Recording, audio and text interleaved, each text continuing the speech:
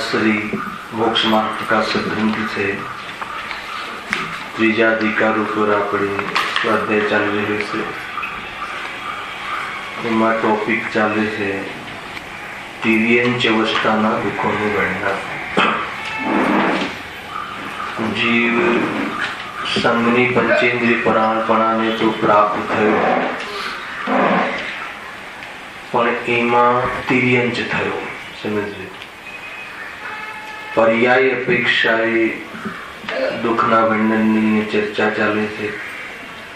संसारना तमाम अज्ञानी जीव कोई पण पोजिशन में होय पण एकांते दुखी छे।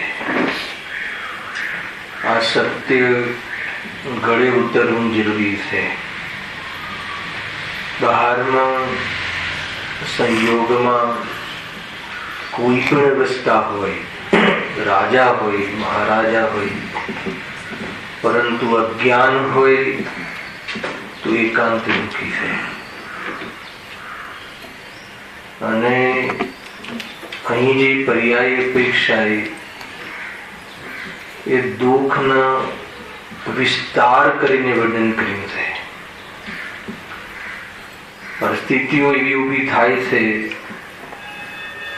अने आत्मानुं भान होतुं नथी तो जीव एमां विशेष दुखी थाय छे। त्या संघनी पंचेन्द्रिय पर्यायने प्राप्त जीवोनी चर्चा छे। एमां पण तिर्यंचनी चर्चा छे। संघी पंचेन्द्रिय तो थयो पण तिर्यंच थयो। पण तिर्यंचमां बे पेरेग्राफ तो आपणे अहींया टॉपिक में थई चुक्या छे। एमां એટલું કહ્યું કે જ્ઞાનાદિ તો એને પ્રગટ હોય છે, જ્ઞાનાદિની શક્તિ તો એને પ્રગટ હોય છે, પણ એ પણ વિષયોની ઈચ્છા વડે સદા વ્યાકુળ હોય છે। કેમ? કેમ કે ઘણા જીવોને તો ઈષ્ટ વિષયોની પ્રાપ્તિ હોતી જ નથી, પણ કોઈને કદાચિત કિંચિત માત્ર હોય છે। આ પહેલા પેરેગ્રાફનો સાર છે।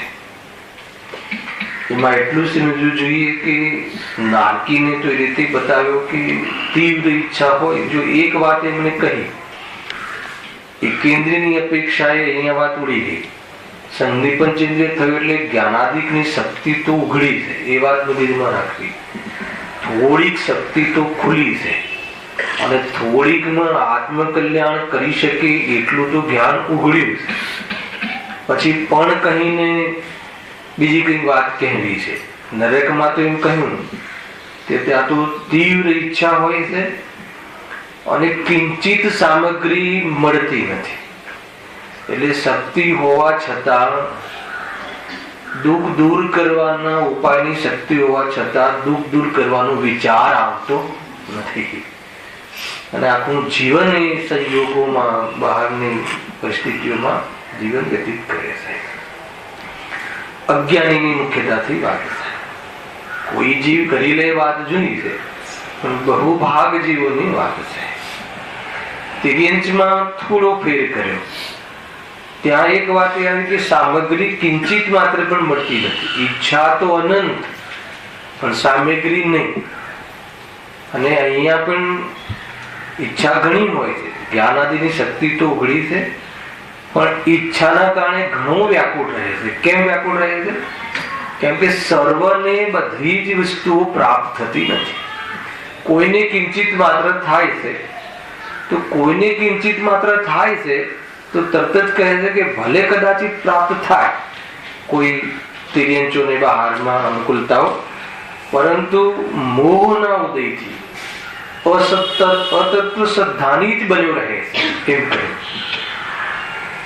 મોહનો તીવ્ર ઉદય હોય છે એટલે બહારમાં એ કોઈ સામગ્રી પ્રાપ્ત થઈ હોય છે, એમાં જ એકત્વ બુદ્ધિ કરીને આત્મકલ્યાણ કરતો નથી.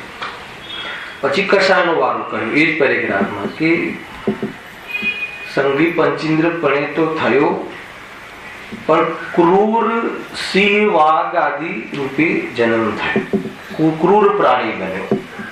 અર્થાત તો એ અવસ્થામાં ક્રૂરતા, ક્રોધ માનની મુખ્યતા રહી. સબલ રહ્યો, નિર્બલ પ્રાણીઓને મારીને એને હાનિ પહોંચાડવાના કાર્ય કર્યા. નિર્બલ થયો તો સબલ પ્રાણી વડે ખવાયો. અને ક્રૂરતાની કોઈ હદ પાર કરી જાય એવી ક્રૂરતા આજે તીવ્ર જે સિંહ વાઘ આદિ પ્રાણીઓને હોય છે, એની ચર્ચા આપણે બીજા પેરેગ્રાફમાં વિશેષ કરી હતી. ખરેખર જોવામાં આવે તો સબલ ને નિર્બલ તો અપેક્ષિત કથન થાય. નિર્બલ પ્રાણી પણ સબલ પ્રાણીના એના પ્રાણઘાતમાં નિમિત્ત બને. કીડી જેવું નથી બનતું, હાથીના કાનમાં ઘૂસી જાય તો આવું બધું ત્યાં બહુ વિશેષ. અને એકેન્દ્રિય જીવ, તમે તિર્યંચોના જે વાયરલ જે ઇન્ફેક્શન લાગે છે આપણને જે કહીએ છીએ, એમાં બેક્ટેરિયા જે છે એ કસરતબાજ રામમૂર્તિ જેવા વ્યક્તિઓને પણ હાડકા ખોખરા કરી નાખે છે, સાફ ખતમ કરી નાખે છે. અંદરની એની જે રેઝિસ્ટન્ટ પાવર ને આ ને તેને જે દુનિયામાં ત્યારે ભાષાઓ ચાલે છે, તો કહે છે કે આને મોટી મોટી ઇમારતો પૂરી એક ઓલી શું લાગે, ઉધાઈ લાગે છે, બધા જીવો તિર્યંચના હોય છે, ખતમ કરી નાખે મોટી મોટી ઇમારતો. કુલ મળીને આની એમાં કશાય તો હશે જ ને, એમને થોડી કાંઈ અંદર કશાયો વિશેષ હોય એમ કહ્યું. ખેર એ રીતે બીજો પેરેગ્રાફ બી આપણે વિસ્તારથી ચર્ચા કર્યો હતો. ત્રીજા પેરેગ્રાફની ચર્ચા આપણે પ્રારંભ કરી હતી અને એમાં કેટલાક ગુરુદેવના પ્રવચનો જે હતા છઠાણાના, એના માધ્યમથી એક બે બોલ અહીં આપણે વાંચ્યા. ત્યાંથી હવે આપણે આગળ જઈએ છીએ. અહીંયા અઘાતી કર્મની મુખ્યતાથી વાત આવી કે અઘાતી કર્મમાં વેદનીય કર્મનો જે ઉદય હોય છે એમાં મુખ્યપણે અસાતાવેદની કર્મનો ઉદય.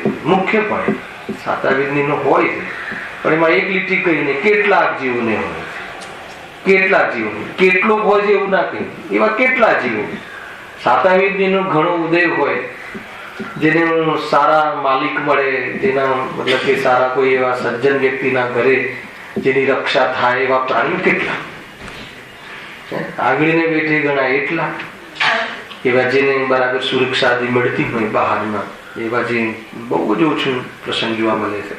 પણ વધુ પડતો પ્રસંગ તો અસાતાવેદની કર્મના ઉદય, અને અસાતાવેદની કર્મના ઉદયમાં કેવી અવસ્થાઓ થાય છે તો એ લખ્યું આગળ, ત્યાંથી આપણે કરવી લાસ્ટ ટાઈમ ચર્ચા કરી હતી કે જેથી તેમને રોગ, પીડા, ક્ષુધા, તૃષા, છેદન, ભેદન, બહુ ભાર વહન, તાપ, તાપ અને અંગભંગ આદિ અવસ્થાઓ થાય. આપણને જોવા મળે પ્રાણીઓને કેવા રોગો જોવા મળે છે. અને પીડા તો અસહ્ય પીડા, કોણ એની સંભાળ કરે. ભૂખ તરસ પણ અસાતાવેદનીના હિસાબે બહુ જ હોય છે, અને એને ભૂખ તરસના લાગે છે તો અસાતાવેદનીનો ઉદય છે જ, અને મોહનીયનો તીવ્ર ઉદય પણ છે, હું લઈ લેવો સાથે સાથે. પરંતુ બહારમાં એને અનુકૂળતા મળવી, પૂરી ભૂખ એને તૃપ્ત થવી કે તરસ छिपाવી એવી જાતિની વ્યવસ્થાઓ બહારમાં એને મળતી નથી. છેદન ભેદનની તો બહુ ચર્ચા થઈ લાસ્ટ ટાઈમ કે છેદન ભેદન તો પ્રાણીઓ ઉપર જે ખતરાઓ થાય છે એને છેદીને ભેદીને એ તો હવે કહી શકાય એવા નથી. જોવાની વાત તો બહુ દૂર રહી ગઈ, પરંતુ પ્રત્યક્ષમાં જોવા મળે છે.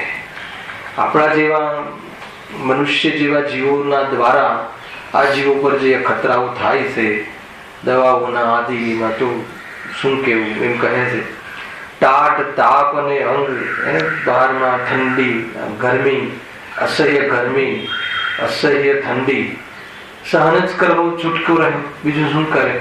એના પ્રોટેક્શન માટે શું વ્યવસ્થા છે? કોણ કરે છે? ગવર્મેન્ટ ક્યાં કરે? શું કરે? એમ અંગભંગાતી અવસ્થાઓ થાય છે. એમના અંગોનો તો થોડું એટલો વેપાર થાય છે કે આપણને બધાને ખબર છે. આ કથનના અંતર્ગત અહીંયા લખ્યું પણ જો તે વડે દુઃખી થતા પ્રત્યક્ષ જોઈએ છે. આમાં કોઈ શાસ્ત્રમાંથી સાંભળવાની પણ જરૂર નથી. આપણને ગલી ગલી આ બધું દેખાતું હોય છે. આ ઉત્તરાયણ હવે થોડી ક્રાંતિ આવી, તો જે પતંગ ચગાવીએ છીએ આપણા શોખ માટે, આપણી ઈચ્છા પૂરતી, મોજ શોખ પૂરતી અર્થે, તો એ મૂંગા પ્રાણીઓને, આકાશમાં વિહરતા જીવોનો શું દશા થતી હશે જોઈએ પણ છે. એટલે એમાં કહે છે બહુ ચર્ચા કરવી, એમાં તો પ્રત્યક્ષ તમને ખબર છે. એમાં ઉદ્દેશની જે વર્ણન કરીને થોડી ચર્ચા કરી હતી, ત્યાંથી આપણે બાકી હતું લાસ્ટ ટાઈમ. છઠાળાના પ્રવચન છે, પેજ નંબર અહીંયા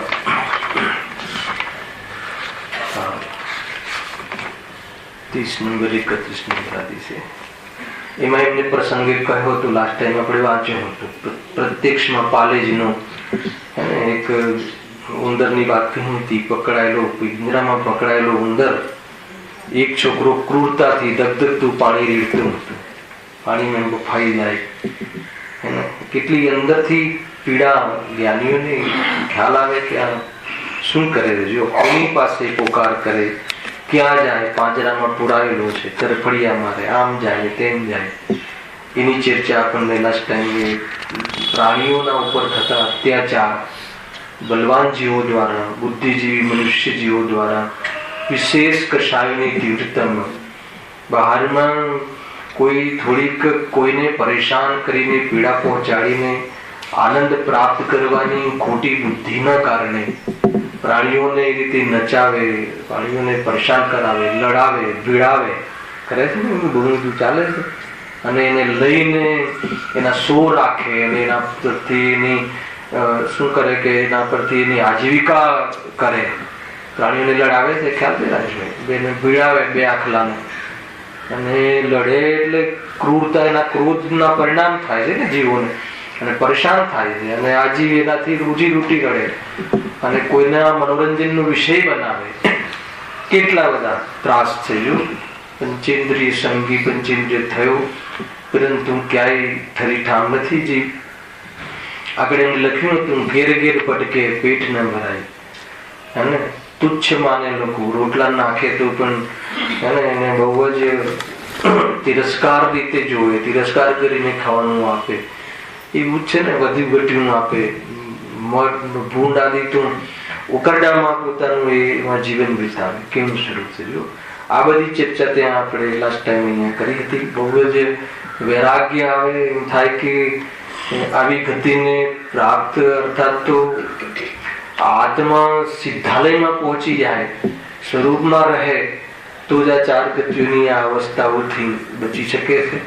એ વાત કહી. એમાં એક વાત મુખ્ય રહી, છેદન ભેદનની વાત, કે છેદન ભેદન તો જ્ઞાનીઓને પણ થાય છે. આ છેલ્લું કથન હતું લાસ્ટ ટાઈમ. છેદન ભેદન થવું એ અસાતા વિધનીય કર્મના ઉદયમાં થવા વાળી પરિસ્થિતિ છે, પરંતુ છેદન ભેદનના કારણે દુઃખી થાય છે એમને.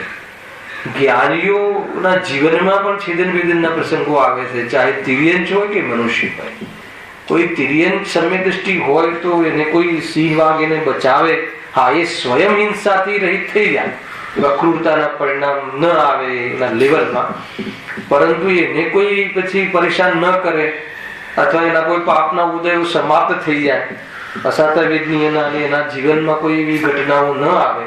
આ વાત બહુ વિચારવા જેવી છે. પૃથ્વીભાઈ, આપણે શું સમજી લીધી છે ખબર છે? સાંજનો વિષય પણ ચાલે છે ને આ લેવલનો, કે ધર્મ ધ્યાન કરીએ ને તો બહારમાં અનુકૂળતાઓ મળે, તો કે ધર્મ ધ્યાનનું ફળ એ નથી. એ વાત સાચી છે કે ધર્મ ધ્યાન કરવા વાળા જીવો, આત્મદૃષ્ટિ વાળા જીવોના બહારમાં વિશુદ્ધિ હોવાના કારણે હવે આવા વાળા જે પ્રસંગો છે એવા આવા નથી આવતા, એ વાત જુદી છે. પરંતુ કોઈ જ્ઞાનીને એવી ઈચ્છા નથી હોતી કે મારા બહારમાં અનુકૂળ પ્રસંગો મળે. એક બીજું, પૂર્વમાં બાંધેલા જે કર્મ છે એ અનુકૂળ પ્રતિકૂળ પ્રસંગો આવ્યા વગર રહેતા નથી, એ પ્રમાણે. પરંતુ એને કોઈ પદાર્થ અનુકૂળ પ્રતિકૂળ ભાસતું નથી. હા, એ વાત જરૂર છે કે જ્ઞાનીના જીવનમાં એવા પ્રસંગો આવે ખરા, પરંતુ એ વખતે આત્મ સ્વરૂપમાં રહીને કેવી રીતે સુખી થવું એ ધર્મમાં શીખી લે છે. ધર્મના માધ્યમથી, આ સ્વાધ્યાયના માધ્યમથી એ પરિસ્થિતિઓમાં પણ સ્વરૂપમાં કેવી રીતે સ્થિર રહેવું એ જાતિની કલા, જેને સમ્યક કલા કહી, એ કલાને શીખી લે છે. કઈ આ ફેરફાર થઈ જાય અને અનુકૂળતા આવી જાય ને પછી હું સુખી થઈ જાઉં તો કહે છે કે જ્ઞાની જ નથી, એ તો અજ્ઞાની છે. હજુ તો એ પરિવર્તન ચાહે છે પર પદાર્થમાં, એના માધ્યમથી સુખ ચાહે છે. તો કે એવી જાતિની કોઈ જ્ઞાનીઓની વૃત્તિ નથી હોતી, એ તો મિથ્યા વૃત્તિ છે. આ વાત સમજવા જેવી છે. ખ્યાલ આવ્યો? એટલે બહારમાં કોઈ ઉદય બદલાઈ જાય એમ નહીં. ઉદય આવે એમાં મારામાં કશું થતું નથી, અને એના આધાર ઉપર જીવ કાર્ય કરી લે છે, એની અહીંયા વાત છે. જો તો એના આધાર પર એક બે પ્રશ્ન અહીંયા મૂક્યા છે અને થોડીક ચર્ચા એ પ્રવચનના માધ્યમથી કરીએ છીએ. શરીરના છેદન ભેદનથી હું તો છેદાતો ભેદાતો નથી, એમ પહેલું વાક્ય લખેલું છે. એનો અર્થ એ થઈ ગયો કે છેદન ભેદન જ્ઞાનીના જીવનમાં પણ આવે છે, એના ખ્યાલ આવે. પરંતુ એ વખતે એનું સમ્યક જ્ઞાન હોવાના કારણે, વિવેક જ્ઞાન હોવાના કારણે કેવો અનુભવ કરે છે કે શરીરના છેદન ભેદનથી હું તો છેદાતો ભેદાતો નથી. એટલે એક વાત એ નક્કી થાય છે કે છેદન ભેદનનું દુઃખ નથી. દુઃખ શાનું છે? એકત્વનું, મોહનું. જેમાં છેદન ભેદન થાય છે એ હું છું એમ માન્યું તો મારું છેદન ભેદન થયું, મારી સાથે આને આવું કર્યું. પહેલા તો એ સૌથી પહેલા તો સ્ટાર્ટ, આને મારી સાથે આવું કર્યું, અને જે શરીરમાં થયું છે મારી સાથે થયું. બે જગ્યાએ મતલબ કે ફસાય છે, કર્તૃત્વમાં ને એકત્વમાં. એ રીતે એમ જીવ દુઃખી થાય છે.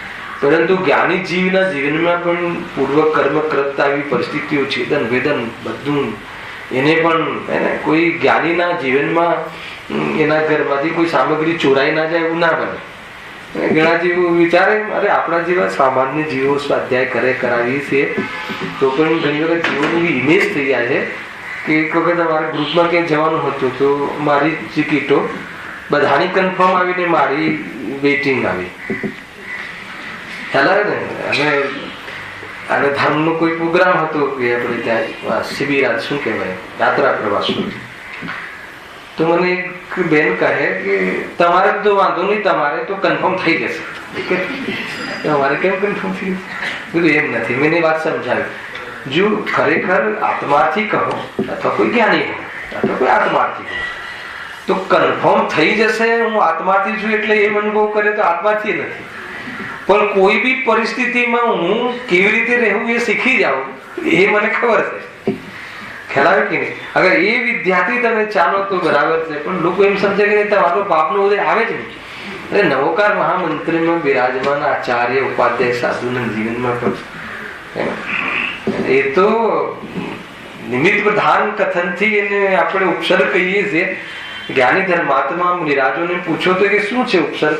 કોઈ દ્રવ્ય પર ઉપસર્ગ કરી શકે ખરો? અડી શકે ખરો? પછી ઉપસર્ગ વાત વિચારીએ. જે ગુરુદેવ મૂળ સિદ્ધાંત ઉપર રીઝી ગયા અને જેના આધાર ઉપર નિરાકુલતા થઈ શકે, અહીંયા ધ્યાન રાખો. ખ્યાલ કે તો કયા આધાર પર અડી શકે ખરો? ઉપસર્ગ પછી એને શરીર કાપ્યું એ પછી ખ્યાલ. પણ એ શરીરને હું અડી શકું, શરીરને એ અડી શકે તો પછી સેકન્ડ નંબરમાં એને કાપ્યું એ વાત પર ચર્ચા કરવી છે આપણે કે નહીં? આખી વાત બદલાઈ જાય છે. તમે જો તો કહે છે કે અહીંયા બહુ સુંદર ચર્ચા છે. શરીરના છેદન ભેદનથી હું તો છેદાતો ભેદાતો નથી, હું તો અખંડ જ્ઞાન છું. આ કોઈ કોરી કલ્પના નથી. હું છેદાઈ જાઉં છું, ભેદાઈ જાઉં છું, એ કોરી કલ્પના છે અને આ સત્ય છે. મહેન્દ્રભાઈ, હું છેદાઈ જાઉં, શરીર છેદાઈ જાય છે એ ક્ષણિક સત્ય છે ને, અને એને લઈને હું છેદાઈ જાઉં છું એ પરમ મિથ્યાત્વ છે, ઉત્કૃષ્ટ મિથ્યાત્વ છે. મિથ્યાત્વ બી ઉત્કૃષ્ટ એટલે બહુ હાઈ લેવલનું મિથ્યાત્વ છે. મોટો અપરાધ છે મારે કહેવાનો નથી. ઘણી જગ્યાએ આ વાપર્યા છે આવા શબ્દો. મતલબ એ દુઃખ ને બી પરમ દુઃખ છે. પરમ એટલે ત્યાં કોઈ પવિત્ર દુઃખ એમને ઉત્કૃષ્ટતા બતાવી છે, હાઈ લેવલનું દુઃખ છે. શબ્દો જે એનું આમ સ્વરૂપ છે. તો કહે છે કે છેદાતો ભેદાતો તો છે ને, પરંતુ એ હું છેદાવું છે પરમ મોટો અપરાધ. છેદાઈ જવું અપરાધ નથી, છેદાતો તો છે જ નહીં. હું છેદાઈ ગયો તો કહે છે કે મોટો અપરાધ છે. અને શરીરના એ પ્રમાણે થવા છતાં પણ મને અડતું નથી. અખંડ જ્ઞાન ચૈતન્ય સ્વરૂપ એક ટંકોત કિરણ જ્ઞાયક સ્વભાવ ભાવ વડે ચિન્હ માત્ર જ્યોતિ મારું જે સ્વરૂપ છે અનાદિ અનંત ત્રિકાલ, એવું જે હું અનુભવ કરું છું મારા એ અખંડ જ્ઞાન જ્યોતિમાં એ ઘે તરીકે ઝલકે તો છે. ખ્યાલ એ રીતે છે. જો આજે એક વાત આવી હતી હૃદયના પ્રવચનમાં, આ વાત મહેન્દ્ર સાંભળી કે જ્ઞાની ધર્માત્મા શિલ્પાઓ ચાલે છે ને, તો કે રાગાદી ભાવ આવે છે ને એમને, તો એને ઘે તરીકે જાણે છે. પછી પાછું શું જાણે? પરઘે તરીકે જાણે છે એમ કહ્યું. એ તમને ખ્યાલ છે ઘે તરીકે ને પરઘે તરીકે જાણે છે એટલે એનો અર્થ શું? એ પર છે એટલે એનો અર્થ શું? માનો રાગાદી આપણને આનું છે ને ભાવ ભાસતો નથી. આપણને આમાં ભીંજાતા કેમ નથી કે આમાં શું કહેવું છે, આની અંદર શું લોજિક છે, આમાં શું એ બતાવવા માંગે છે, આપણને ખ્યાલ નથી આવતો. રાગાદી તમને થયા તો ખરા. જો આજે પરદ્રવ્ય છે જે ક્ષેત્રથી ક્ષેત્ર જુદા છે, આપણા જે શરીર, મકાન, દુકાન, એ તો ન દુઃખના કારણ છે કે સુખના કારણ છે, એ તો ગે છે તો સમજવા આવે છે. પરંતુ રાગાદીને પણ પરગે કહો છો, એને પણ પર તરીકે તમે વર્ણવીને શું કહેવા માંગો છો? તો એ પર કહેવા પાછળનો એ છે કે આપણે પેલા સ્વ કેવી રીતે માનીએ છીએ એમ વિચારો, તો પર કેવી રીતે માનવા એ અક્કલ ખુલશે. રાગાદી, ક્રોધાદી, કષાય જે છે ને આ માયાચારી આદિ, એને આપણે સ્વ કેવી રીતે માનીએ છીએ? કોઈ માને ક્રોધ ને સ્વ માનીએ આપણે? તો એને સ્વ માનવું એટલે શું એ થોડું જરા વિશ્લેષણ કરો તમે પોતે અંદર, મનની અંદર. એને સ્વ માનવાનો અર્થ એ છે કે એની પૂર્તિ કરવાથી કાર્યની સિદ્ધિ થાય છે અને એની પૂર્તિ કરવાથી સુખી થવાય છે. એનું નામ એક માનવું. કોઈ બી પરદ્રવ્યને આપણે એક માનીએ છીએ એનો અર્થ શું? કે એના આધારે મારું અસ્તિત્વ છે, એનું નામ એક. આપણે શરીરથી પોતાને એક માનીએ, આપણે મૂર્ખ છીએ. આ શરીર જળ, હું ચેતન. પ્રત્યક્ષમાં ખ્યાલ આવે છે કે આ માટી, તો આપણે એક માનીએ તો એક થઈ જાય એવું માનીએ. તો એક થઈ જવું એનો શું અર્થ ખબર છે? એક થઈ જવું એટલે એમ ભળિયા છે એવું કોઈ ના માને, અજ્ઞાની પણ એવું નથી માનતું. પણ એક માનવા પાછળ એનું શું વિઝન છે કે આના આધારે હું છું. એની સત્તા અને આપણી સત્તા વચ્ચે લિંક કરવી, એનું નામ એકત્વ. એ લિંકનું નામ એકત્વ. આ ખસી જાય તો હું ટકું, તો એ ખસી જાય તો એની સત્તાને ફેરફાર કરવાનો ભાવ આવે, નામ એકત્વ. ખ્યાલ? એવું નથી કે આ રાખી લેવાનું નામ એકત્વ, હટાવવાનું નામ પણ એકત્વ. આ તો અમને ખ્યાલ નહીં હોય, ખ્યાલ પ્રભુ હોય. માનો કે કોઈ પર પદાર્થમાં, ચલો કોઈ પદાર્થને આપણને વિરક્તિ લાગે છે, મારે ન જોઈએ, આ ચીજ મારે ન જોઈએ, હવે આ ના જોઈએ, અને દૂર કરો, તો વૈરાગ્ય કહેવાય ને, વિરક્તિ ના. તમે એની પાછળ તમારું વિઝન શું છે કે એ હટી જાય ને, એ જતું રહે ને, એટલે એની સત્તા તમને નડે છે, એનો અર્થ એકત્વ. આ એકત્વનો આટલો મોટો અર્થ થાય. જીતું આવે પકડમાં. ખાલી આ શરીર મારું હું એમ નહીં, શરીરમાં રોગ સાથે એકત્વ કેવી રીતે? શરીરમાં રોગ થાય, ચલો શરીર સાથે તો એકત્વ સમજમાં આવી ગયું કે રાખવું છે, પણ રોગ પર વસ્તુનો ભાવ છે. હવે એ શરીરનો ભાવ છે. હવે એ જતો રહે તો મજામાં રહું, એનો અર્થ એ થઈ ગયો કે પર પદાર્થ સાથે તારે સુખી થવા માટે કોઈ રિલેશન રાખે છે, ચાહે જવા માટે કે ચાહે રાખવા માટે, એનું નામ એકત્વ. એકત્વની સાથે એ અર્થ નહીં. તો કોઈ બી જીવ આપણને જે સામાન્ય બુદ્ધિ આપણને મનુષ્ય જીવની છે ને, તો એમાં એવું ના થાય કે હું ને શરીર એક થઈ ગયું એવું ના માનીએ. તો પછી કે ભાઈ મને એકત્વ તો છે ને, અમે એક ક્યાં માનીએ છીએ? તો એક માનવા પાછળનો અર્થ શું છે?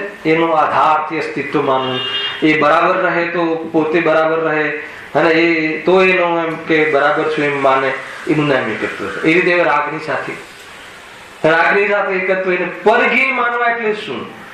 હે ને, એને સ્વગી કઈ રીતે માન્યા હતા? એ રીતે માન્યા હતા કે હું કોઈ કષાયના માધ્યમથી મારી કોઈ બી કાર્યની બહારમાં ઈચ્છિત કાર્યની પૂર્તિ થાય છે, અને એને લઈને હું નિરાકુલ થયો છું. તો કહે છે કે હવે તને ભેદ જ્ઞાન થયું કે રાગ આદિની પૂર્તિ કરવાથી તો કાર્યની સિદ્ધિ થતી જ નથી. અને હું ઈચ્છા રાખું, હું ક્રોધ કરું કે આ ભાઈને પતાવી દઉં, હું માયાચારી કરું કે આ બધું મારામાં આવી જાય, આવા ખેલ ખેલું, આવું છલ કરું તો બધું જ એમના ઓર્ડરો મને મળી જાય. તો કહે છે કે અને હું માયાચારી કરું છું, એક તો એ કાર્યની સિદ્ધિ થતી નથી. એ તો એના પાસેથી આવી જવું ના આવી જવું એ સ્વતંત્ર પણ મન છે, અને બહારમાં કર્મની વ્યવસ્થા કઈ જુદું કહે છે. તો આ મારી છલથી એવી કઈ કાર્યની તો પૂર્તિ થઈ નહીં. પણ શું થયું? વધારું શું થયું? આકુલતા થઈ, ભય રહ્યો, આક્રંદ રહ્યો, એને ચિંતિત રહ્યો, તો કે આ એનું ફળ ભોગવતો રહે. એના પરથી ખ્યાલ આવ્યો કે આ જે છે એ મારો સ્વભાવ નથી, આ વિભાવ છે, આનાથી આની પૂર્તિથી સુખ નથી મળતું. એનું નામ પરગે તરીકે માને. ન થવું એનું નામ પરગે નહીં, થયું એ મારો સ્વભાવ નથી, સ્વભાવ નથી એટલે મને લાભદાયી નથી, એનાથી મને કોઈ પણ પ્રકારે સુકૂન નથી મળતો, એવી જાતિની દ્રષ્ટિ થઈ ગઈ.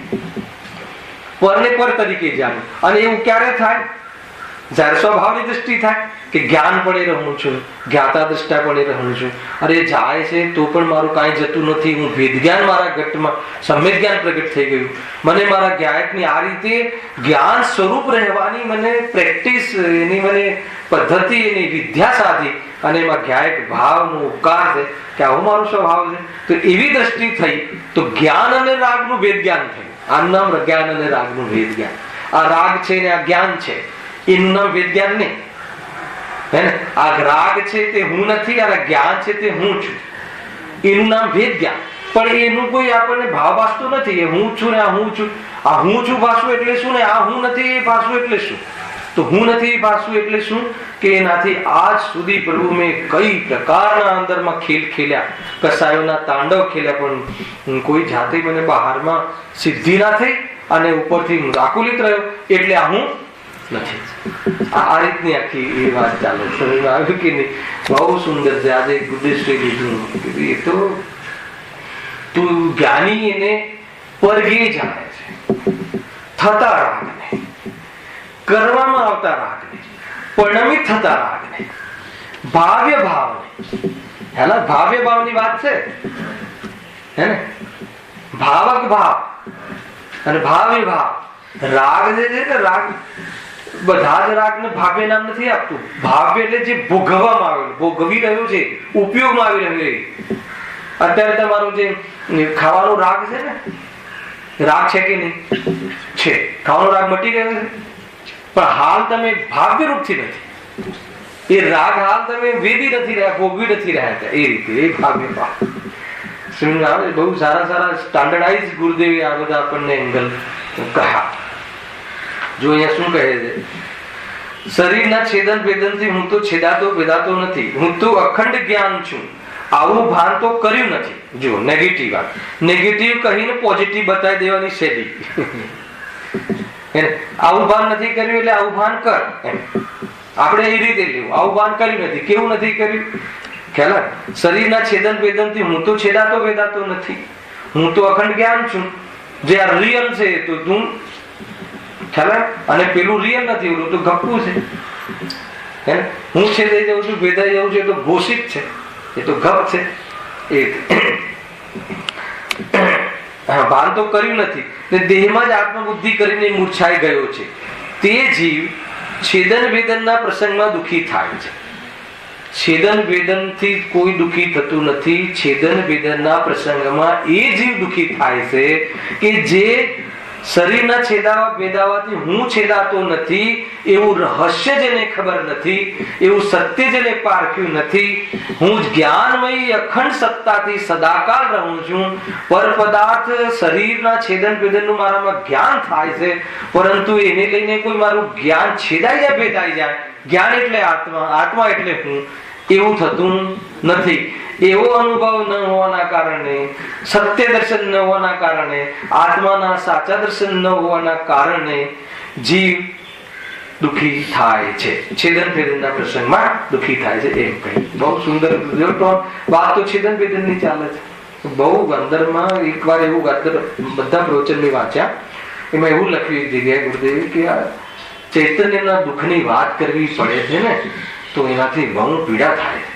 ચૈતન્ય અને દુઃખી, બરફ અને અગ્નિ, બરફ અને ગરમ, એર કન્ડિશનમાં ગરમી, એર કન્ડિશનમાં પસીનો આવે છે તો કઈ પ્રોબ્લેમ છે, એર કન્ડિશનમાં નહીં.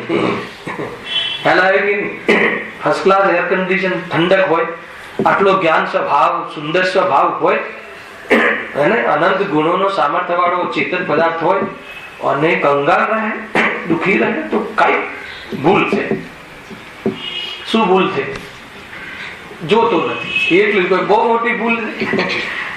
ક્યારથી નથી જોતો એટલે બહુ મોટી ભૂલ છે. પણ કોઈ ભૂલ નાની છે, ખાલી જોવાનું જ છે, તો પુરુષાર્થ અનંત જોઈએ, અનંત પુરુષાર્થ. આટલી ભૂલ દૂર કરવા માટે આમ કથનમાં, સમજણમાં, ચર્ચામાં તો સામાન્ય લાગે છે. કરવાનું શું છે કે દેહ ને આત્મા હું નથી, જો જ્ઞાની કહે છે એટલે વાત તો સત્ય જ છે. દુઃખી દુઃખ મટાડવું હોય તો આ હું નથી, દેહ અને આત્મા જુદા છે ને, હું આત્મા છું, દેહ હું નથી. હવે આટલું કરવામાં કઈ હાર્ડ લાગે છે? હાલ બધા એકવાર પહેલી વાર આવ્યો હોય ને એ બી કે બોલો હું ભૂલી જાઉં, ભૂલી પણ દે, અને કાલે પૂછું તો યાદ બી રહે. પણ આટલું માનવામાં, આટલું અનુભવવામાં અનંત પુરુષાર્થ જોઈએ, પૂરું વીર્ય જોઈએ છે. ખ્યાલ આવે છે? બહુ તાકાત તો ત્યાં પડે છે, આટલું માનવામાં તાકાત પડે છે, આટલું જાણકારીમાં થોડી તાકાત પડે છે. અને એ વીર્ય પુરાય માન કે તું કરી શકે એ છે. જો વચ્ચે એક પેરેગ્રાફ નાખ્યું છે, થોડું વાંચી લઈએ પછી આગળ. તિર્યંચ અવતારમાં અનંત દુઃખો જીવે ભોગવ્યા. સસલું, હરણ વગેરે નિર્બળ પ્રાણી બિચારા જંગલમાં ઘાસ ખાઈને જીવનારા, તેને વાઘ વગેરે ખાઈ જાય, ત્યાં કાંઈ કરી ન શકે ને દુઃખી થઈને પ્રાણ છોડે. હાથી જેવાને પણ સિંહ ફાડી ખાય, પછી હાથીને સિંહ ફાડી ખાય, અને સિંહને, સિંહ વાઘને વળી શિકારી જીવો બંદૂકથી વીંટી નાખે. આખી લાઈનથી ફટાફટ કહી દીધી. હવે શું કહે છે? હવે મેઇન પોઈન્ટ. આ રીતે હણાતા જીવ દુઃખી થાય છે કેમ કે દેહની મમતા તો છૂટી નથી. મૂળ વાત હવે ફોકસ આ છે. અને હરણ મતલબ સિંહ હરણને ખાઈ ગયું ને, એને હાથીને સિંહ ખાઈ ગયું ને, સિંહને શિકારી મારી ખાઈ ગયું ને, કે આ બધી તો અવસ્થાઓ છે, તિર્યંચમાં થવા વાળા પ્રસંગો છે, થવાના જ છે. આ પ્રસંગો થતા રહે છે, બરાબર છે. પણ આ પ્રસંગોમાં દુઃખ શાનું છે? દુઃખી એટલે છે કે દેહને મમતા છે, દેહની મમતાના કારણે ઘણું દુઃખી થાય છે. તો છેદન ભેદન ન થાય એવી વ્યવસ્થા કરવી, કે દુઃખનું કારણ મમતા છે એ મટી જાય એવી વ્યવસ્થા કરવી. શું કરવું? છેદન ભેદન ન થાય એવી કોઈ, બરાબર, એવું પ્રોટેક્શન, એવી કોઈ ગુફા બનાવી દઈએ. એને ઓલા સદામ હુસેન ને નહીં, ક્યાં ઓલા ને કેવા બંકરો હતા, જબરજસ્ત બંકરોમાં બી બતાવી દીધું ને, કેવા બંકરો છે ને, એ સદામ જ ને. હા, એ બંને સમજી લો, એ બંકરોમાં છુપાઈ, એના જેવા બહુરૂપી પાછા 7-8 એના ડુપ્લિકેટ રાખે તો પણ ના બચી શકે ભાઈ. અને આયુષ્ય સમાપ્ત થાય અને જે રીતે થવાનું હોય બધું બરાબર થવાનું. એવું નથી કે બદલાઈ જાય, પરંતુ આયુષ્ય સમાપ્ત શરીરનું થાય છે, મારું નહીં, એ તું જાણી લે બસ. આ એ આયુષ્યનું, આયુષ્ય કર્મ શરીરને લાગુ પડે છે. આત્મા શરીર આટલા કાળ રહે એ આયુ કર્મનું એની સાથે સંબંધ છે, મારી સાથે. અને આ શરીર આત્મા સાથે કેટલો કાળ રહેશે આમ જરા ના કહી શકીએ. આ શરીર આત્મા સાથે કેટલો કાળ રહેશે એ આયુ કર્મના આધાર પર છે. તો એ મારી સાથે રહે કે ના રહે એ તો એના પ્રસંગો છે, એનું ફંક્શન છે. મારે શું એને રહેવું ના રહેવું, કેટલો કાળ રહેવું એનો વિષય છે. હું સદાકાલ ચેતન રૂપે રહું છું, અસ્તિત્વ એ સદાકાલ રહું છું. બહુ બહુ મોટી વાત. પણ પછી આપણે બી નહીં આની સાથે મારે પણ રહેવું છે તો એ પછી હવે રડો એ રીતે જ છે ભાઈ. હવે ગુરુદેવે આનો એક ઓર એંગલ બતાવ્યો. અહીં બીજા ખાઈ જાય, છેદી નાખે વગેરે સંયોગ દ્વારા કથન કરીને સામા જીવના ક્રૂર હિંસક ભાવ અને આ જીવનું દુઃખ બતાવવું છે. બે દ્રષ્ટિ બતાવી. સાંભળજો બરાબર. એટલું જોરદાર આ દ્રવ્ય સૂત્ર છે, ગજબ છે. જો અહીં બીજા ખાઈ જાય, છેદી નાખે વગેરે સંયોગ દ્વારા કથન કરીને બે દ્રષ્ટિ, બે પર ફોકસ. સામા જીવના ક્રૂર હિંસક ભાવ, જે મારે છે એનું ક્રૂર હિંસક ભાવ, અને જે ખવાઈ જાય છે એ જીવનું દુઃખ બતાવવું છે. બે. પેલો બી ક્રૂરતાથી દુઃખી છે અને આ પણ સંયોગમાં એકત્વ બુદ્ધિથી દુઃખી છે. બે દુઃખી છે. તો દયા બે પર આવી જોઈએ ને. કરુણા તો આપણે કોના પર દયા આવે? કમઠ પર દયા આવે કે પદ્માવતી પર? કમઠ દુઃખી નથી લાગતું? કમઠ ઉપસર્ગ કરે છે તો એ એટલું અંદરમાં ક્રોધની અગ્નિમાં જલતો હશે. અરે રે, જ્ઞાનીઓ અહીંયાથી જોવે છે. જો અરે રે, આ જીવ ભલે અહીંયા પથ્થર ફેંકતો હોય પોતાના પર આપણી દ્રષ્ટિએ, પણ એમને પોતાના પર પથ્થર ફેંકતો એવું નથી દેખાતું. કેમ કે પોતે તો ચૈતન્ય ધ્રુવ છે અને એના પર પથ્થર કેવી રીતે પડે? એ દ્રષ્ટિનું બળ છે. જીતુભાઈ બરાબર છે કે આ ભાવ જરા શું કહે? અને સામેવાળાની પર્યાયનું જ્ઞાન થાય છે અને સામેવાળાના ત્રિકાળ સ્વભાવનું પણ જ્ઞાન થાય છે જ્ઞાનીને, કે અરે આ જીવ હે ને સિદ્ધ જેવા છે, એમાંથી આનામાં કાંઈ ઓછું નહીં. અને વર્તમાન પર્યાયમાં ભૂલીને આવો ક્રોધ પૂર્વ કર્મના ઉદયમાં વેર ભાવથી સળગી રહ્યો છે. હે જીવ, એના ક્રોધ કસાય તારી નથી એમ જાણ, એમ કહે એ જીવને પણ સમજમાં આવે. જૈન શાસનની ઉદારતા, જૈન શાસનની વિશાલતા અને એની ક્ષમા રાજભાઈ આવે. એ આ તો તમને એમ લાગે કે મુનિ રાજોના સ્ટેજમાં, તો આપણને પણ આપણા સ્ટેજમાં, આપણે જે સ્ટેજમાં ઉભા છીએ સ્ટેજમાં આ પ્રમાણેનું જીવન ના હોઈ શકે? અને આવું હોઈ શકે તો કેટલો આનંદ રહે. બહુ વિચારો, બહુ જીવન પલટાઈ રહે. સ્વભાવ તો એવો ને એવો છે. જીવન પલટાવાથી સુખ મળે છે. પર્યાયમાં પર્યાયનું વેદન થાય છે. ધ્રુવ તો ત્રિકાલી અને શુદ્ધ સદાકાલ છે, પણ જેટલું કારણ કરી પર્યાય આપે, સમ્યક દ્રષ્ટિને એક ચોકડી કશાય ભાવનું સુખ. સાંભળજો, સાવક ને 2 ચોકડી કશાય ભાવનું સુખ, મુનિરાજ ને 3 ચોકડી કશાયનું ભાવનું સુખ, અરિહંત ને 4 ચોકડી ભાવના કશાયનું સુખ, અને બધાનો આશ્રયભૂત આત્મા તો પરિપૂર્ણ. તો સુખમાં કેમ અંતર? તો કે પર્યાયના આધાર પર છે. પર્યાયમાં પર્યાયનું વેદન છે. કારણ કે ધ્રુવ તો ત્રિકાળી છે, પરિપૂર્ણ છે, અને સુખ પરિપૂર્ણ નથી નીચલી અવસ્થાઓમાં. એનો અર્થ એ થઈ ગયો કે પર્યાયમાં જેટલું કાર્ય કરે છે એ પ્રમાણે સુખ થાય. શરીર આવે છે કે આ પણ સિદ્ધાંતો છે.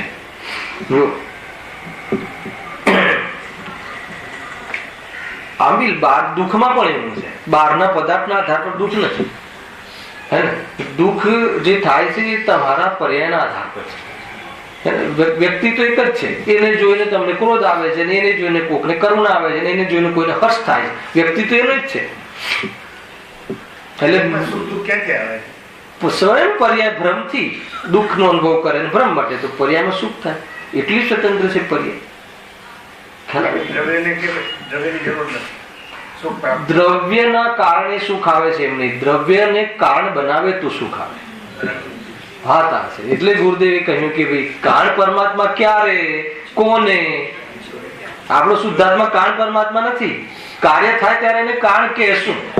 એ કોઈનું કારણ નથી. એ તો આપને આપમાં પૂર્ણ છે ને કોઈને કારણ બનવું નથી. એ કોઈનું કાર્ય નથી. એ તો પર્યાય જયારે કાર્ય કરે ત્યારે એને કારણ કહેશું. એ રીતે છે કે આ બધી ભાષાઓમાં આ એટલે આમાં સ્વતંત્રતા બતાવી. એ પર્યાયની એક સમયની પર્યાયની સ્વતંત્રતા બતાવી, જોરદાર વસ્તુ. હા, જો શું કહે છે અહીં, બીજા ખાઈ જાય, છેદી નાખે વગેરે સંયોગ દ્વારા કથન કરીને સામા જીવના ક્રૂર હિંસક ભાવ અને જીવનું દુઃખ બતાવવું છે. બાકી આત્મા તો ક્યાં ખવાય છે? શું કહે, ફરીથી વાંચું છું, બહુ ઊંચી વાત છે.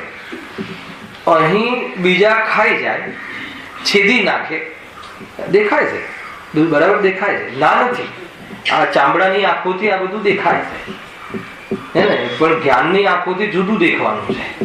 ખ્યાલ આપણને તો એમ જ દેખાય, જો આ આને ખાય છે, આ આને મારે છે, કે ના, એ એને મારે છે એ વાત તો છે જ નહીં, પણ એને એ મરતો જ નથી, એ દેખાય છે તને. એ સંયોગના તૂટવું ફૂટવું એનું પૂદગલ, પૂદ અને ગલ, ગળવું અને જોઈન્ટ થવું એનો સ્વભાવ, અને આ બીજો જીવનો યોગ અને ઉપયોગ નિમિત્ત, અને તારા સંયોગમાં થવું એ કર્મનો નિમિત્ત. પણ તારામાં થાય એવું કોઈ કર્મ અને તું એવો થઈ જાય એવું કોઈ કર્મ 148 માં છે જ નહીં. શું કહ્યું? ખ્યાલ આવે કે નહીં? ફરીથી સમજ આવે જીતુભાઈ? બહુ જોરદાર છે એ વાત. બરાબર છે ને, શરીર તૂટે છે, ફૂટે છે, તો એ તો પૂદગલ, પૂદ એટલે અને ઘન, મળવું અને છૂટું થવું, એ તો પૂદગલ નો સ્વભાવ છે. એ રીતે પરિણમે છે, બરાબર છે. અને એ પ્રમાણે એનું ઉપાદાન છે, એ પ્રમાણે પરિણમે છે. અને આને મારા સંયોગમાં આવવું, આત્માના સંયોગમાં આવવું, એ કર્મની વ્યવસ્થા છે, એની પણ ના નથી. પણ એને એના પૂદગલથી, એના ઘડી જવાથી કે એના મળી જવાથી હું આવી ગયો ને હું મરી ગયો એવું કોઈ કર્મ નથી.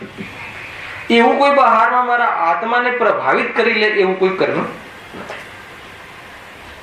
કેમ કે મારો સ્વભાવ છે. સ્વભાવ એને કહેવાય કે જેનો ક્યારે અભાવ ના થાય. અને એ મારો સ્વભાવ છે, ભેદ કથન છે, એ હું છું, એ અભેદ કથન છે. ખ્યાલ? એવો સ્વભાવ વાળો હું એ ભેદ કથન છે, અને હું ખ્યાલ એ રીતે આખું અનુભવમાં આ રીતે આખી વસ્તુ વર્તાય છે. બધું જ દેખાય છે અને પોતાની વસ્તુ અનુભવાય છે. દેખાય બધું જ છે, પણ પોતાની વસ્તુ પોતાના તરીકે અનુભવાય છે, બીજાની વસ્તુ બીજાના તરીકે અનુભવાય છે. બે લઈ લેવું એટલે શ્રદ્ધાનું આ રીતે સ્વની સ્વરીકે સ્વરૂપે ને પરની પરરૂપે શ્રદ્ધાનું નામ સમ્યક દ્રષ્ટિ. પરને આટલું કહ્યું, આમાં પરની વાત આવી કે સ્વની જ વાત આવી? સ્વની વાત આવી. હા, બહુ જોરદાર છે જો. હા, છેદાય છે કે હા, ફરીથી સંયોગ દ્વારા કથન કરીને સામા જીવના ક્રૂર હિંસક ભાવ બતાવવા છે કે ભાઈ આવા હિંસક ભાવ, બહારની ક્રૂરતા જોઈને આવા હિંસક ભાવ કેવો જલતો હશે કે, અને આ જીવનું દુઃખ બતાવવું છે, એ જીવનું બી અને હણાય છે એ જીવનું બી. બાકી આત્મા તો ક્યાં ખવાય છે? છેદાય છે કે મરે છે? પ્રશ્ન કે છેદાય છે, મરે છે? આ વાત સાંભળજો, વાણી ક્યાં છેદાય છે? છેદાય છે કે મરે છે? બોલો. નથી છેદાતો ને આત્મા. આત્મા છેદાય છે કે મરે છે? ન છેદાય છે ને મરે છે. તો પછી કયો પ્રોબ્લેમ છે તને? પછી બીજો પ્રોબ્લેમ તો આ ખબર નથી એ હતી. ખબર ને? આટલી જ વાત આવી. વાત પતી કરવી, પ્રવચન કરીએ હવે આગળ. જોરદાર છે ભાઈ. પણ કઈ અજ્ઞાનથી આવા આત્માને ન ઓળખતા. કેવા આત્માને? શરીરના છેદાવા પેદાવાથી જે છેદાતો વેદાતો નથી, હેને, જે જન્મતો મરતો નથી, એમ એ રીતે આત્માના એવા સ્વરૂપને, એવા સ્વચતુષ્ટયને, સ્વદ્રવ્ય, સ્વક્ષેત્ર, સ્વકાલ, સ્વભાવ, એવા શત્રુપ જે ચતુષ્ટયને, આ સ્વરૂપ છે. સ્વરૂપ અને સ્વભાવમાં અંતર આ છે. ચાર ચતુષ્ટયથી પદાર્થ એક સાથે જોવો એનું સ્વરૂપ છે, એના અસંખ્યાત પ્રદેશ એનું સ્વરૂપ છે. ખ્યાલ આવે? અને એમાં જ્ઞાન દર્શન એનો સ્વભાવ છે. એ રીતે પણ અજ્ઞાનથી આવા આત્માને ન ઓળખતા દેહ રૂપે જ પોતાને માન્યો છે. એટલે દેહનું છેદન ભેદન થતા જ હું છેદાઈ ગયો, હું જ મરી ગયો, એમ અજ્ઞાની પ્રાણી મહા દુઃખી થાય. હવે અંતિમ પ્રશ્ન અહીંયા બહુ સુંદર છે, આપણી પાસે પ્રશ્ન કરે છે શું જ્ઞાનીને દેહના છેદન ભેદનથી દુઃખ નહીં થતું હોય? એના પહેલા એક કોમેન્ટ છે, એ વાંચી લે પછી આ પ્રશ્ન કરાય. ચારે ગતિમાં જે ધર્માત્મા જીવો છે, ધર્માત્મા જીવો કઈ ગતિમાં છે? નરકમાં પણ છે. તેને આ દુઃખનું વર્ણન લાગુ નથી પડતું. શું કહ્યું? એને આ પરિસ્થિતિ લાગુ નથી પડતી એમ નહીં, એને આ ઉદય નથી થતા એમ નહીં. ગતિને યોગ્ય બહારમાં બધી જ ઘટનાઓ ઘટશે. કોઈ સિંહ સમ્યક દ્રષ્ટિ થઈ જાય તો એને કોઈ શિકાર નહીં કરે એમ નહીં. કોઈ જીવ નરકમાં ગયો તો એનું શરીર ત્યાં સળંગ નહીં છેદાય ભેદાય એમ નહીં. એ પરિસ્થિતિ તો થશે ચારે ગતિમાં, આનો અર્થ એમ નીકળે છે. પણ તેને આ દુઃખનું વર્ણન લાગુ નથી પડતું. કેમ લાગુ નથી પડતું? કેમ લાગુ પડતું નથી? કેમ કે ગતિનો પોતાનો અભાવ સમજે છે. અને એમ જ છે. કેમ કે આ તો મિથ્યાત્વના કારણે થતા દુઃખની કથા છે, શરીરના છેદન ભેદનથી નહીં. એ તો એક તો શરીરને પોતાનું માનતો હોય, શરીરમાં થોડો ખરોચ પડી જાય તો મારામાં ખરોચ પડી ગઈ માનતો હોય, અને એવા જીવને પાછી છેદન ભેદનની અવસ્થાઓ વિશેષ થાય તો શું થાય? ખ્યાલ આવે કે એક તો પૈસામાં સુખ માનતો હોય, એક કાણો પૈસો બી પડી જાય તો મારું ચાલી ગયું હોય એવો અનુભવ કરતો હોય, અને એવા જીવને કરોડો રૂપિયાનું નુકસાન થાય તો શું થાય? એમ કહે છે. તો કરોડો રૂપિયાના જવાથી દુઃખ થઈ રહ્યું છે કે મિથ્યાત્વના કારણે દુઃખી થઈ રહ્યું છે? દુઃખી તો મિથ્યાત્વના કારણે થઈ રહ્યું છે, પરંતુ એવા જીવને આવા પ્રસંગો બન્યા રહે છે અને દુઃખી થાય છે. તો પ્રસંગો સમાપ્ત નથી કરવા, મિથ્યાત્વને પલટવું છે, મિથ્યાત્વ નષ્ટ કરવું છે. જો એ નષ્ટ થઈ જાય તો શું થઈ જાય?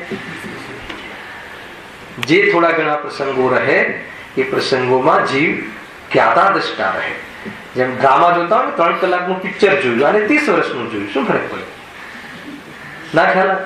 3 કલાકના પિક્ચરમાં જન્મથી લઈને બધું જ આવી ને, જન્મ્યો પછી પાછું યુવા થયો ને કમાયો ને લગ્ન કર્યું, બંગલા ને ગાડી લીધા, આમ બધું પછી ગયું, મરણ થઈ. તો 3 કલાકના પિક્ચરમાં આ બધી ઘટનાઓમાં કેટલા સુખી દુઃખી થાય? જરા પણ. કેમ કે આપણે ખબર છે કે આ તો ડ્રામા છે, અને આપણી સાથે થઈ રહ્યું છે એ રિયલ ડ્રામા છે. અને પેલો આ પણ ડ્રામા છે, આ પણ વેશ છે. ખરેખર ડ્રામા છે. આ જ્ઞાની અને ડ્રામા તરીકે જુએ છે. ડ્રામા તરીકે જુઓ તમે, આ બી ડ્રામા છે. ઓલું 3 કલાકનો એપિસોડ હતો, 30 વર્ષનો હતો.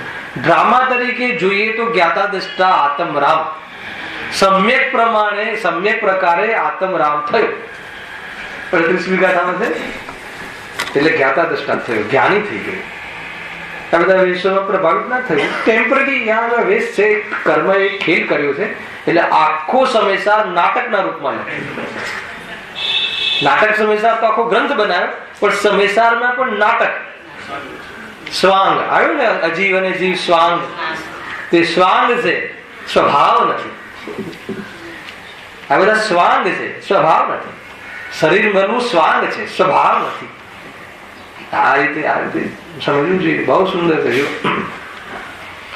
મિથ્યાત્વના કારણે થતા દુઃખની કથા છે.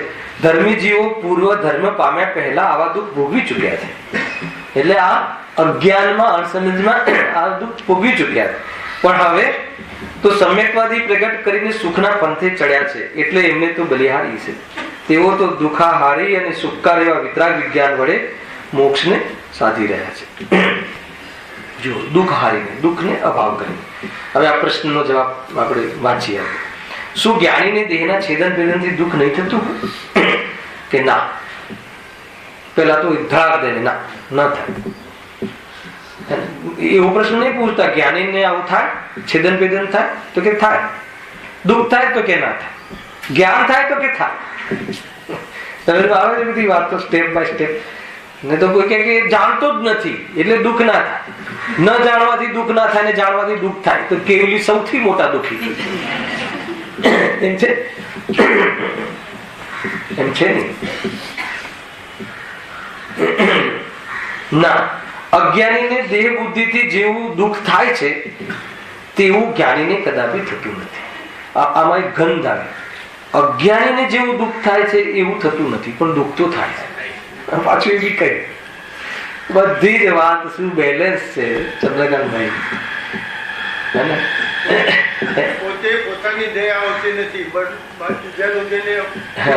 સાચી એ લખ્યું છે, એવી લખ્યું છે આમાં કે આ જીવને આ બધું જોઈને પોતાના પર ચાલ એના પર દયા નથી આવતી, સમજી ગયા. તને તારા પર તો દયા આપવી જોઈએ.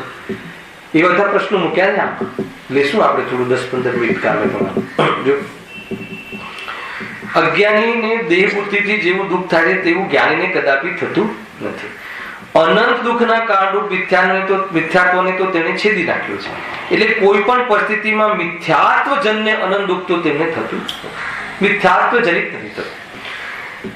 દુઃખ બે પ્રકાર, મિથ્યાત્વ જનિત ને ક્રોધ જનિત. દુઃખ તો એક જ પ્રકારનું, પણ અનંત દુઃખ થતું નથી.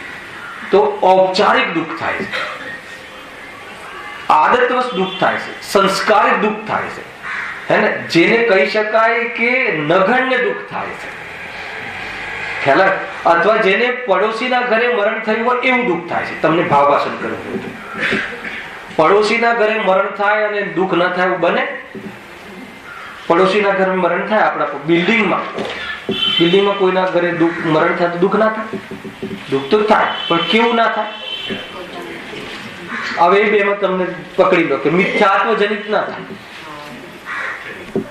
મિથ્યાત્વ જનિત ના થાય એટલે જેવી રીતે મારા પપ્પામાં મારું એકત્વ છે અને એમના જવાથી દુઃખ થાય છે, એવું મિત્રના પપ્પાના જવાથી દુઃખ નથી થતું. કેમ કે હું અહીંયા મિથ્યાત્વ જનિત મારું કઈ ગયું એનું દુઃખ છે, અને ત્યાં મારું કઈ ગયું એનું દુઃખ નથી, પરંતુ કોઈના જવાથી સંસ્કારવશ દુઃખ થવાની આદત છે ને, એ ઔપચારિક દુઃખ છે, ફોર્મલ છે. એટલે જ્ઞાનીઓને હવે જો દુઃખ કેવું છે? ફોર્મલ. કેમ? કેમ કે રાગ બી ફોર્મલ છે. કેમ કે રાગ બી એ વ્યવહારથી આત્માના માને છે, પરમાર્થથી નહીં. એટલે દુઃખ કેવું થયું? વ્યવહાર. બહુ આ રીતે આખું ગણિત છે. વ્યવહારથી એટલે સાચું દુઃખ નથી, અને એ પણ સાચું દુઃખ નથી આપણને ખબર છે. આ અજ્ઞાનીને પણ, રાજેશભાઈ, અજ્ઞાનીને પણ પડોશના ઘરમાં જે પ્રોબ્લેમ થાય છે ને, દુઃખ થાય છે ને, એ પણ જાણે છે ને આ પણ જાણે છે કે આ ઔપચારિકતા છે, અને ઔપચારિકતા જ શોભે, અને ઔપચારિકતા જ શોભે. ઔપચારિકતાથી વધી જાય તો પછી વાતો થવા લાગે. નાના વાતો થવા લાગે, કઈક છે, કઈક ગડબડ છે, એ થવા લાગે. પછી સમજી લો શું થવા લાગે. બહુ જોરદાર વાત છે. ઔપચારિકતાથી વધી જાય તો પછી વાત બગડી જાય. તો એ રીતે અહીંયા પણ ઔપચારિકતાથી વધી જાય આપણા ઘરના તૂટફૂટથી, દેહના તૂટફૂટથી, તો પછી બીજું કઈ ગડબડ છે. ગડબડ એટલે શું? બીજા પર અધિકાર જમાવે છે, પરદ્રવ્ય પર અધિકાર જમાવ્યો છે, અને એ અપરાધ છે, એને થા દુઃખી તો એ રીતે એક જ છે ને. એ જ કહી રહ્યા છે ગુરુદેવ કે મૃત્યુ તો એ તો સમજાવવા માટે બતાવવું પડે છે કે સંયોગમાં આવું થાય છે, કેવી રીતે બતાવવું. હવે પેલો એને પોતાનું માને છે એટલે દુઃખી થાય છે. તો મૃત્યુમાં પણ દુઃખ અજ્ઞાનનું છે. આપણે લીધું હતું ને લાસ્ટ ટાઈમ બી ત્યાં પાવનધામમાં. મૃત્યુમાં પણ દુઃખ અજ્ઞાનનું છે. મૃત્યુ અજ્ઞાન નીકળી જાય તો મૃત્યુ નહીં મહોત્સવ છે. થઈ ગયું હતું ને વાત? ખ્યાલ આવી ગયો ભાઈ? એમ થયો.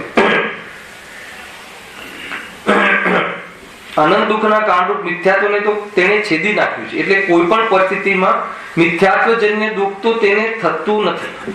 મિથ્યાત્વના અભાવમાં બાકીના રાગદ્વેષથી દુઃખ થાય તે તો ઘણું અલ્પ છે.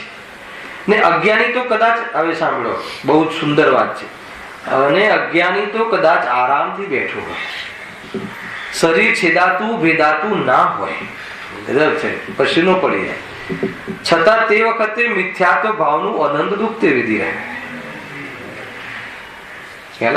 મરણ ના થયું હોય તો પણ મિથ્યાત્વ નું દુઃખ, અનંત દુઃખ લાગે. આ વાત ઘડે ઉતારવી બહુ ભારે પડે.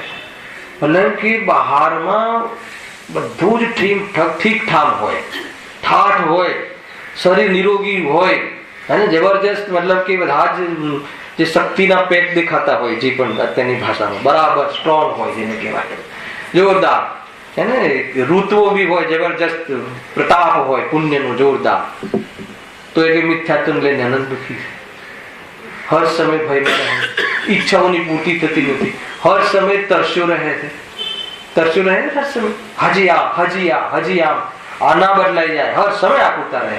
કેમ કે એને લઈને પોતાનું અસ્તિત્વ માને. આ છે ખ્યાલ. કોઈ એમ થાય કે એ જીવને શું દુઃખી હશે, હવે એ જીવન આવેલું અનંત દુઃખ કહે. અનંત એટલે મિથ્યાત્વ દુઃખ. અનંત એટલે ક્વોન્ટિટીમાં અનંતની વાત નથી. અને મિથ્યાત્વ જનિતની અપેક્ષા કાલ અપેક્ષા બી અનંત છે. જ્યાં સુધી મિથ્યાત્વ નહીં જાય ત્યાં સુધી દુઃખ નહીં જાય. એને મિથ્યાત્વને અનંતને પણ મિથ્યાત્વ કહે છે. અનંત અનંતાનુબંધી મિથ્યાત્વ સહિત થવા વાળો રાગ. હે ને, રાગ તો ભક્તિનો છે, સાંભળી છે, પણ અનંતાનુબંધી છે. શું કહ્યું?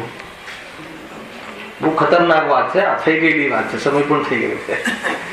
રાગ તો ભક્તિ, રાગ તો સ્વાધ્યાયનો છે, પણ અનંતાનુબંધી, અનંત મિથ્યાત્વ છે. કઈ રીતે? આ રાગના ફલમાં સુખી થઈ જઈશ એવી ઈચ્છા પૂર્વક જિનેન્દ્ર ભગવાનની ભક્તિ, ગુરુદેવની ભક્તિ કરે છે. તો કહે છે કે આને અનંતાનુબંધીનો બંધ છે. દેખાય છે ભક્તિ. આ મને તારી દેશે એવી મિથ્યા બુદ્ધિ પૂર્વક ભગવાનનો રાગ છે એને તો કહે મિથ્યા. બહુ બધી વાતો છે, એને ઉતાવળે નહીં મજા આવે. કાલ સવારે આપણે વિશેષ ચર્ચા કરીશું અને રાત્રિમાં આપણો ક્લાસ યથાવત ચાલુ છે.